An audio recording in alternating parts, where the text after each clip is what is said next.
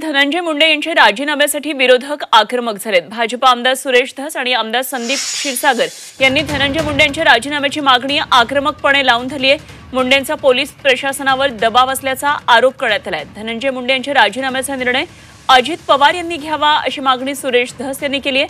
दरम्यान अजित पवार यांनी मात्र सुरेश धस यांची मागणी फेटाळून लावत आपण सुरेश धस काय म्हणतात याकडे लक्ष देत नाही, भाजप वरिष्ठांबरोबर चर्चा करून निर्णय घेईन असं अजित पवार म्हणाले। या प्रकरणापर्यंत फास्ट ट्रॅकवरती हे प्रकरण चालून आणि प्रशासनाला जर मोकळ्या मनाने जर काम करायचं असेल तिथे तर धनंजय मुंडे साहेबांना जर राजीनामा घेतला तर या विषयामध्ये जे कोणी गुन्हेगार आहेत किंवा अजून काही गुन्हे समोर येतील, लोक अजून मोकळ्यापणाने तिथं बोलतील।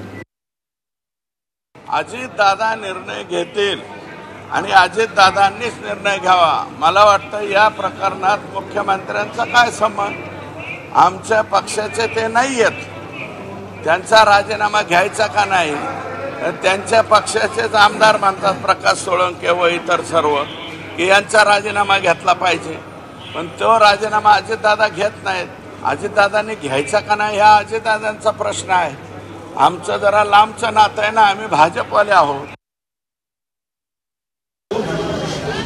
सुरेश धसला काय वाटतंय त्याला मला काही त्याच्याशी घेणं देणं नाही। मी या सरकारमध्ये भाजपच्या बरोबर भाजपच्या वरिष्ठ नेत्यांशी मी चर्चा करत असतो।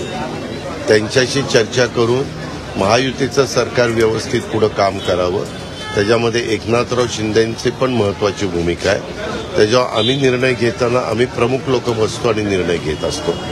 असं वेगवेगळ्या पक्षातले खालचे कार्यकर्ते बोलायला लागले तर त्याला काही अंतच राहणार नाही।